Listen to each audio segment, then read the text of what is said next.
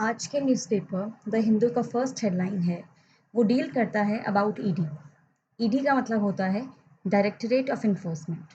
यह एक important government body है। इसका रोल क्या होता है और इसका इस्टेब्लिशमेंट प्रीलिम्स के पर्सपेक्टिव से इम्पॉर्टेंट है, सो इसको आप ज़रूर पढ़िएगा। सेकेंड हेडलाइन जो है वह यह है कि सुप्रीम कोर्ट ने ये कहा है कि जो दिल्ली का डिस्प्यूट है, अब वह उसको कॉन्स्टिट्यूशन बेंच तक भेज देगा। सो कॉन्स्टिट्यूशन बेंच क्या होता है और उसका इम्पोर्टेंस क्या है और उसका रोल क्या है, वो इम्पोर्टेंट है, वो आप पढ़िएगा। उसके बाद इम्पोर्टेंट है रोल सॉलिसिटर जनरल का। सो उसका रोल क्या होता है, उसका पोजीशन क्या होता है, क्या किस रैंक पे उसका पोजीशन होता है, वो आप पढ़िएगा इसके अंदर। सो अभी जो सेंट्रल ऑर्डिनेंस जो चर्चा में काफ़ी आ रहा है, जो कि यह कहता है कि जो पावर है ओवर सिविल सर्विसेज का नेशनल कैपिटल ऑफ दिल्ली के अंदर, वो लेफ्टिनेंट जनरल के पास जाना चाहिए। उस डिसीजन को अब कॉन्स्टिट्यूशन बेंच तक छोड़ा जाएगा। जो सॉलिसिटर जनरल हैं इंडिया के, तुषार मेहता, उनका ये कहना है कि जो ये इशू है, ये पार्लियामेंट में उसके मॉनसून सेशन जो कि जुलाई 20 से स्टार्ट होगा, उसमें डिस्कस होगा। एंड वी शुड वेट कि लेजिस्लेटिव उस पर क्या डिसीजन लेता है, लेजिस्लेचर उस पर क्या डिसीजन लेता है, उसका हमें वेट करना चाहिए। क्या वो कुछ चेंजेस लेके आना चाहता है या नहीं। इसमें इम्पॉर्टेंट जो है वो ये है कि जो national capital territory of Delhi amendment ordinance 2023 है, उसके बारे में आप पढ़िएगा, क्योंकि वह काफ़ी न्यूज़ में काफ़ी ज़्यादा आ रहा है इस टाइम पर। उसके प्रोज एंड कॉन्स क्या हैं, उसके टुवर्ड्स और उसके अगेंस्ट के आर्ग्यूमेंट्स क्या क्या हैं। फिर हम जाते हैं नेक्स्ट हेडलाइन पर, जो कि है कि जो रशिया है उसने यूक्रेन के ग्रेन के डील को रोक दिया है टू पुश इट्स एक्सपोर्ट्स, अपने एक्सपोर्ट्स को पुश करने के लिए। रशिया जो है उसने जो मेजर वॉर टाइम डील है यूक्रेन का, जो कि अलाउ करता है ग्रेन्स को to flow from Ukraine to Africa और एशिया की कंट्रीज़ में, जहाँ पर कि हाई फूड प्राइस की वजह से लोग ज़्यादा पॉवर्टी में गिर चुके हैं, वहाँ तक उनको एक्सपोर्ट करने का जो डील था उसको रोक दिया है। और रशिया का ये कहना है कि वो सस्पेंड कर देगा इस ब्लैक सी ग्रीन इनिशिएटिव को जब तक उसका जो फूड एंड फर्टिलाइज़र का डिमांड है, जो एक्सपोर्ट वो करता था वर्ल्ड को, जब तक वो डिमांड मेट नहीं हो जाता है, तब तक वो उसको रोक देगा, सस्पेंड कर देगा। फिर हम आते हैं नेक्स्ट नीति आयोग पे। तो नीति आयोग जो है वो एक इम्पॉर्टेंट फंक्शनली है गवर्नमेंट का। उसका इस्टेब्लिशमेंट कब हुआ और उसका मेन फंक्शन क्या है, वो बहुत इंपॉर्टेंट है प्रीलिम्स के पर्सपेक्टिव से, तो उसे आप पढ़िएगा। नीति आयोग का जो रिसेंट रिपोर्ट है वो ये कहता है कि अराउंड 13.5 करोड़ पीपल जो हैं, they are lifted out of the multi dimensional poverty. Now what exactly is multi dimensional poverty? Multi dimensional poverty का मतलब होता है जब अक्यूट डेप्रीवेशंस होता है हेल्थ में, एजुकेशन में एंड स्टैंडर्ड ऑफ लिविंग के अंदर। और ये जो है 13.5 करोड़ पीपल जो लिफ्ट आउट हुए हैं, उसकी वजह से जो पॉवर्टी का रेशो है, मल्टी डायमेंशनल पॉवर्टी का रेशो है, तो 2015-16 में जो 24.85% था, वो 2019-2021 में 14.96% पर गिर चुका है। जो रूरल एरियाज़ हैं, उन्होंने फास्टेस्ट डिक्लाइन को ऑब्जर्व करा है पॉवर्टी में, 32% से 19% पे। और जो अर्बन एरियाज़ हैं, वहाँ पर जो डिक्लाइन थोड़ा कम हुआ है, 8% से 5% तक ही हुआ है इसके अंदर। और कुछ स्टेट्स जहाँ पर पॉवर्टी काफ़ी ज़्यादा दिखाई देती है, वो है बिहार, झारखंड, मेघालय, उत्तर प्रदेश एंड मध्य प्रदेश। अब हम जाते हैं अपनी नेक्स्ट हेडलाइन पर, जो कि है अबाउट चीतास। आपने सुना होगा about the Kuno national park, जो मध्य प्रदेश में है, जहाँ पर प्रोजेक्ट चीता के अंडर लाए हुए चीतास को रखा जा रहा है। और अभी रिसेंटली कल हिंदू में न्यूज़ के अकॉर्डिंग ये था कि जो मेडिकल प्रोफेशनल्स उनको ऑब्जर्व कर रहे हैं, उन्होंने यह कहा है कि चीतास को एक मेडिकल रिव्यू के अंडर लाया जाए। प्रोजेक्ट चीता एक्चुअली है क्या? जो इंडिया का चीता रिएलोकेशन प्रोग्राम है, उसका अटेम्प्ट ये है कि अगले 10 साल तक, यानी कि जो नेक्स्ट डेकेड है, उसमें एवरी ईयर हम 5 to 10 एनिमल्स को लेकर आएँ, जब तक कि एक self sustaining population of about 35 चीतास establish नहीं हो जाता है, तब तक हम एवरी ईयर 5 to 10 एनिमल्स को लेकर आएँ। अभी हम साउथ अफ्रीका से और नामीबिया से लेकर आए थे। जो साउथ अफ्रीका और नामीबिया में वो रहते थे फेंस्ड रिजर्व्स के अंदर, लेकिन इंडिया का जो प्लान है वो ये है कि उन्हें हम नेचुरल, अनफेंस्ड और वाइल्ड कंडीशंस में रखें। अभी करंटली जो 11 चीतास जो ट्रांसलोकेट हुए हैं, उनको ट्रू वाइल्ड में रखा जा रहा है। 4 चीतास को रखा जा रहा है specially designed 1 square kilometre, 1 square kilometre enclosures, जिन्हें हम बोमास कहते हैं। और 5 जो ट्रांसलोकेटेड एनिमल्स हैं और 3 जो कब्स हैं, they have already died in this. और अभी जो रिसेंट डेथ था ऑफ सूर्य चीता, उसकी डेथ का रीज़न था उसके गले पर, उसकी नेक पर एक वुंड था which was later infected by maggots. So medical professionals का ये उनका ये ऑब्जर्वेशन है कि शायद जो चाफिंग हुआ था कॉलर से, इट मे हैव इनडायरेक्टली उसने चीता को बीमार कर दिया हो, और जो रेडियो कॉलर्स इस्तेमाल होते हैं उनके लोकेशन को ट्रैक करने के लिए, शायद उसने उस इन्फेक्शन को कॉज किया हो। अब हम बात करते हैं कि क्या प्रोजेक्ट चीता सक्सेसफुल है अभी तक। So it is suspectable to be a failure initial years के अंदर, बिकॉज उसमें कुछ काफ़ी फ्लॉज हैं, बेसिक फ्लॉज हैं उसमें, जैसे कि इट इज़ अ मिस्टेक कि हम 20 चीतास को एक ही पूर्ण नेशनल पार्क में रख रहे हैं, जबकि वहाँ पर बहुत कम स्पेस है और बहुत कम शिकार यानी कि प्रे जो है बहुत कम है।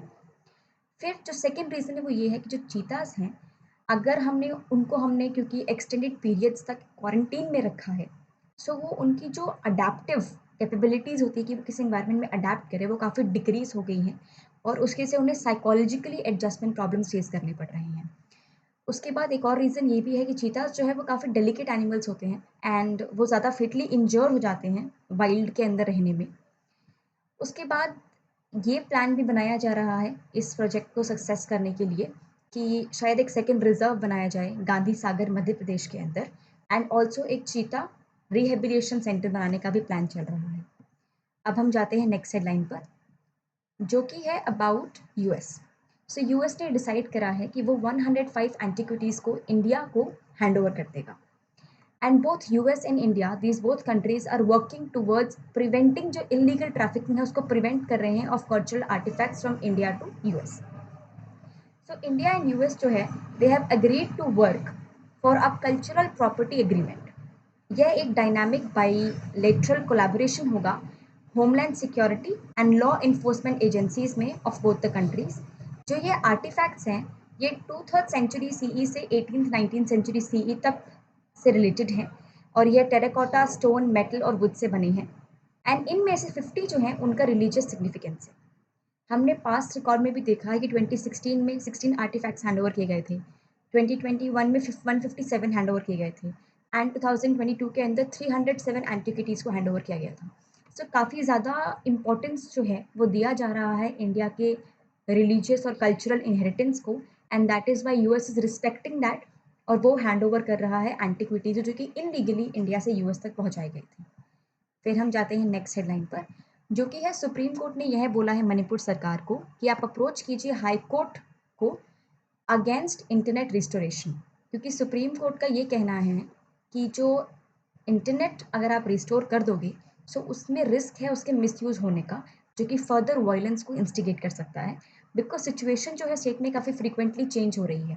तो सुप्रीम कोर्ट जो है, it has asked the Manipur government कि वो अप्रोच करे स्टेट के हाई कोर्ट को, ताकि वो रिकन्सिडर कर सके अपने डिसीजन को to restore limited internet service. Next headline is about Bilkis Bano case. Bilkis Bano case जो है, it is about the gang rape of miss Bano and murdering of her family during 2002 Gujarat riots. So इसके अंदर जो 11 मेन थे जिनको सेंटेंस किया गया था लाइफ इम्प्रिजनमेंट में, यानी कि पूरी ज़िंदगी वो उनकी जो पूरी लाइफ है वो प्रिजन में बिताएंगे वो लोग, उनके प्री मेच्योर रिलीज़ के लिए अब जो प्ले है, सुप्रीम कोर्ट का जो बेंच है उसने अगस्त 7 को जो डेट है वो फिक्स किया है इन प्लेस को हेयर करने के लिए। फिर हम जाते हैं नेक्स्ट हेडलाइन पर, जिसमें सुप्रीम कोर्ट जो है, इट हैज़ आस्क्ड दिल्ली की सरकार को एंड लेफ्टिनेंट जनरल को कि वो जो पॉलिटिकल बिकरिंग हो रहा है, जो उनका कहासुनी हो रहा है, आपस में मतभेद हो रहा है, उसको साइड में रखें और कॉन्स्टिट्यूशनल फंक्शनलिटीज़ की तरह फंक्शन कर कर अपनी रिस्पॉन्सिबिलिटीज़ को उठाएं और अग्री करें एक DERC हेड को अलॉट करने में। DERC क्या होता है? दिल्ली इलेक्ट्रिसिटी रेगुलेटरी कमीशन के चेयरमैन को, एक इम्पॉर्टेंट बॉडी है जिसकी जो पोजीशन है उसके चेयरमैन की जो ऑफिस है वो लास्ट 6 मंथ से खाली पड़ा हुआ है। तो DERC के बारे में आप ज़रूर पढ़िएगा, ये प्रीलिम्स के पर्सपेक्टिव से इम्पॉर्टेंट है। अब पास्ट अगर हम देखें उसमें ये हुआ था कि दिल्ली गवर्नमेंट ने इनिशियली अप्रूव कर दिया था appointment of retired Madhya Pradesh high court के जो जज थे जस्टिस राजीव श्रीवास्तव को, लेकिन जो ये फाइल थी ये लेफ्टिनेंट जनरल की जो ऑफिस है उसमें काफ़ी टाइम तक पेंडिंग रही, जिसकी वजह से जो जज थे उन्होंने अपना एसेंट खुद ही विड्रॉ कर लिया था। तो सेंटर जो है और उसके कुछ थोड़े टाइम बाद ही सेंटर ने जो ऑर्डिनेंस था दिल्ली ऑर्डिनेंस वो पास कर दिया था, जिसकी वजह से ये डिसीजन नहीं लिया जा रहा है अभी। सो सुप्रीम कोर्ट ने कहा है कि सब इश्यूज को साइड रखते हुए प्लीज़ एक हेड अलॉट कीजिए DERC को, because it is important at this point of time. फिर हम जाते हैं नेक्स्ट हेडलाइन पर, जिसमें जो हमारे यूनियन होम मिनिस्टर है अमित शाह, उन्होंने यह बोला है कि हमें एक न्यू ड्रोन पॉलिसी लेकर आनी होगी, हमें रिस्ट्रिक्शंस को इम्पोज करना होगा और कंपल्सरी रजिस्ट्रेशन कराना होगा ऑफ अनमैन्ड एरियल व्हीकल्स, जिन्हें हम आम भाषा में ड्रोन्स कहते हैं। और ये कब हुआ? जब पंजाब के चीफ मिनिस्टर भगवंत मान ने एक कॉन्फ्रेंस जो ड्रग ट्रैफिकिंग पे हुआ था, उस पर उन्होंने कहा कि जो ये ड्रोन्स हैं they are used for cross border delivery of weapons and narcotics and drugs के डिलीवरी के लिए ड्रोन्स का इस्तेमाल किया जाता है। एंड इसमें एक इम्पॉर्टेंट बॉडी का फंक्शन को यहाँ पे नोट कर सकते हैं आप लोग, जो है narco coordination centre, that is NCORD, जो 2019 में इस्टेब्लिश हुआ था। तो उसका फंक्शन क्या होता है उसको आप ज़रूर नोट डाउन कीजिएगा, वो प्रीलिम्स के पर्सपेक्टिव से इम्पोर्टेंट है। अगला जो न्यूज़ है वो है अबाउट 2 इन्फिल्ट्रेटर्स के बारे में, जिनको की line of control in Poonch sector in Pir Panjal valley में उनको पकड़ा गया, उनको मार दिया गया वहाँ पर। एंड आर्मी ने ऑपरेशन बहादुर लॉन्च किया था to tackle this, and police ने 2 इम्प्रोवाइज्ड एक्सप्लोसिव डिवाइसेस IEDs को भी रिकवर करा है नॉर्थ कश्मीर में। फिर हम जाते हैं नेक्स्ट हेडलाइन पर, जो कि है अबाउट कि जो सुप्रीम कोर्ट है उसने कंसिडर करा है एक प्लीए को by the petitioner NGO which is association for democratic reforms, कि वो वेरीफाई करेगा EVM यानी कि इलेक्ट्रॉनिक वोटिंग मैकेनिज्म, जिससे हम वोट कास्ट करते हैं, उसको वेरीफाई करने के लिए, उसी डेटा को वेरीफाई करने के लिए। सो सुप्रीम कोर्ट ने जो एसोसिएशन और जो डेमोक्रेटिक रिफॉर्म्स हैं उनको कहा है कि आप इलेक्शन कमीशन को अपने पिटीशन का एक कॉपी दिखाइए और क्रॉस वेरीफाई कीजिए जो वोट का काउंटिंग था उसको। एंड उन्होंने उस पिटिशनर जो ऑर्गेनाइजेशन है NGO, उन्होंने यह भी कहा है कि उन्होंने बेसिकली मेंशन किया है 2013 के Subramanian Swamy versus Election Commission of India case को, जिसके अंदर जो एपेक्स कोर्ट है सुप्रीम कोर्ट, उनका ये रूलिंग था कि द इलेक्शन प्रोसेस जो है it should have fullest transparency in the system, and ताकि वो रिस्टोर कर सके the confidence of the voters. फिर हम जाते हैं नेक्स्ट हेडलाइन पर, जो कि है अबाउट रुपी दिरहम डील जो है, जो बायलेटरल है इस टाइम पर। सो जो प्राइम मिनिस्टर नरेंद्र मोदी का विजिट है टू अबू धाबी, उसमें रुपी और दिरहम का डील को हमने फाइनलाइज किया है। एंड उनका ये कहना है कि ये बिल्कुल भी, इसका जो एजेंडा है वो बिल्कुल भी ऐसा नहीं है कि ये डॉलराइज करेगा ग्लोबल इकोनॉमी को। The deal would be significant to ease the path of trade between India and UAE। क्यों? क्योंकि ये लोअर करेगा ट्रांजैक्शन कॉस्ट को, and it will make it easier to convert the currency. ये multilateral deal नहीं है, purely bilateral है। और इसका मेन जो एजेंडा है, जो मेन ऑब्जेक्टिव, वो ये है कि ज़्यादा ऑप्शंस प्रोवाइड करेगा ट्रेडर्स को, एक्सपोर्टर्स को एंड इम्पोर्टर्स को, ताकि वो सेटअप कर सके अपनी ट्रेड को। इसमें UAE का कहना ये भी है कि जो इंडिया है, जब तक वो अपने एयर सर्विस एग्रीमेंट को रिवाइज नहीं करेगा, तब तक डिफ़िकल्टी रहेगी अकोमोडेट करने में जो न्यू डिमांड्स हैं ट्रैवल का between both the countries. So air service agreement क्या था और इसको क्यों लाया गया, वो इम्पोर्टेंट है। एंड इसमें सिविल एविएशन मिनिस्ट्री जो है इंडिया की, उसने ये कहा कि वो रिलुक्टेंट है कि वो इंक्रीज़ नहीं कर सकती है सीट्स को, बिकॉज अगर उसने ऐसा किया तो जो बिजनेस है इंडियन एयरलाइंस का वो काफ़ी हद तक ख़त्म हो जाएगा। फिर हम जाते हैं नेक्स्ट हेडलाइन पर। नहीं, इसी में एक और पॉइंट है, वो ये है कि UAE का जो डिसीजन था कि वो श्रीनगर के G20 समिट को अटेंड करेगा मई के अंदर, जबकि जो बाकी मेंबर्स हैं, जो ऑर्गेनाइजेशन फॉर इस्लामिक कोऑपरेशन जैसे तुर्की, सऊदी अरेबिया और इजिप्ट, जिन्होंने अटेंड नहीं किया था, उस पर UAE का कहना ये है कि UAE जो है वो फुली सपोर्ट कर रहा है इंडिया की प्रेसिडेंसी ऑफ G20, और UAE चाहता है कि वो एक ट्रू स्ट्रैटेजिक पार्टनर बने इंडिया का। उसके बाद जो नेक्स्ट हेडलाइन है उसमें हमने भूमि सम्मान अवार्ड जो है उसका मेंशन किया गया है। तो भूमि सम्मान अवार्ड क्या होता है, किसको दिया जाता है, क्यों दिया जाता है, वो आप पढ़िएगा। फिर हम जाते हैं नेक्स्ट हेडलाइन पर, जो कि है इसरो के बारे में, इंडियन स्पेस रिसर्च ऑर्गेनाइजेशन में, जिसने सक्सेसफुली परफॉर्म कर दिया है सेकेंड ऑर्बिट रेजिंग मैन्यूवर को ऑफ चंद्रयान 3, एक और स्टेप टुवर्ड्स सक्सेस। अगला जो हेडलाइन है it is about DRDO, which is defence research and development organisation of India. So India जिसने नेगोशिएशन स्टार्ट करे थे विद फ्रांस, ताकि वो 3 मोर स्कॉर्पियंस जो सबमरीन्स हैं उनको एक्वायर करे, जिसमें नेवल ग्रुप जो फ्रेंच का डेवलपर है ऑफ दीज मैगजीन्स ने ऑलरेडी 100 करोड़ ऑलरेडी इन्वेस्ट कर दिए हैं। उस ग्रुप का ये मानना है, उस ग्रुप का ये ग्रुप यह चाहता है कि हम जो AIP यानी कि जो एयर इंडिपेंडेंट प्रोपल्शन जो कि DRDO ने इस्टेब्लिश के जो DRDO ने बनाया है, अपने इंडिया में खुद बनाया है, उसका इंस्टॉलेशन स्कॉर्पियंस में हो, ताकि जो इंडिजीनियस कंपोनेंट है वो बढ़ जाए उसके अंदर।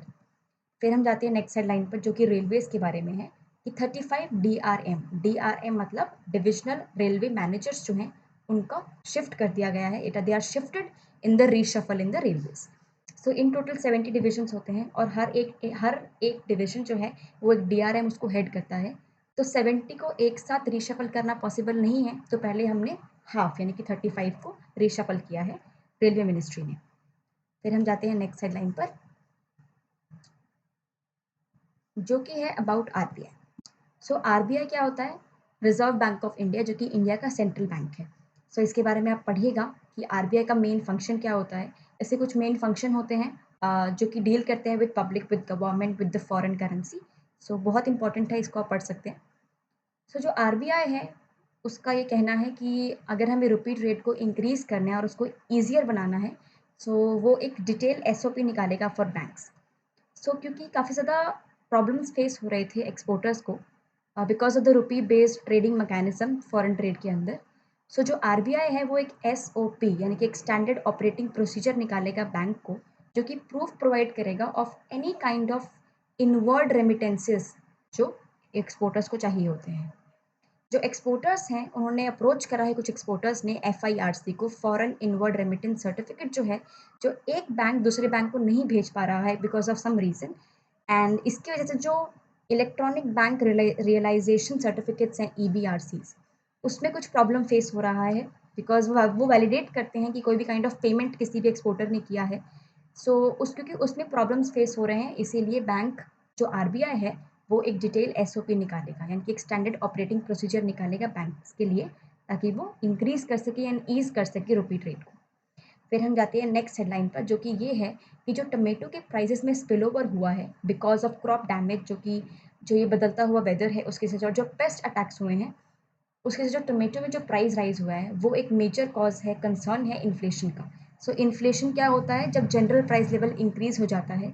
सो इन्फ्लेशन कैसे इकोनॉमी को एक हार्मफुल इशू है, कैसे उसको डिफिकल्टीज कॉज करता है इकोनॉमी में, वो इंपॉर्टेंट है from mains perspective as an issue, तो उसे आप ज़रूर पढ़िएगा। फिर हम जाते हैं नेक्स्ट हेडलाइन पर, जो कि है अबाउट दुबई। सो दुबई का ये कहना है कि जो इंडिया से जो विजिटर्स है उसमें 23% राइज हुआ है विजिटर अराइवल में। ये है ऐसा department of tourism and economy का कहना है दुबई के। एंड उनका ये भी कहना है कि जो इंडिया है उनकी टॉप प्रायोरिटी है। सो ये इंपॉर्टेंट है बिटवीन दुबई एंड इंडिया के रिलेशंस के बीच में। फिर हम जाते हैं नेक्स्ट हेडलाइन पर कि जो US एंड इंडिया है they are working towards making investment easier for energy transition. वो चाहते हैं कि जो कॉस्ट्स हैं कैपिटल के उसको हम डिक्रीज कर सकें एंड प्राइवेट इन्वेस्टमेंट को इंक्रीज कर सके, ताकि हम जो इंडिया का एनर्जी ट्रांजिशन है उसको और तेज़ी से बढ़ाएं। ऐसा US ट्रेजरी सेक्रेटरी जो है जेनेट येलेन, उनका कहना है। जो दो नेशंस हैं they are collaborating across a range of economic issues, commercial, technological collaboration and strengthening supply chains. Thank you so much, आज के लिए बस इतना ही।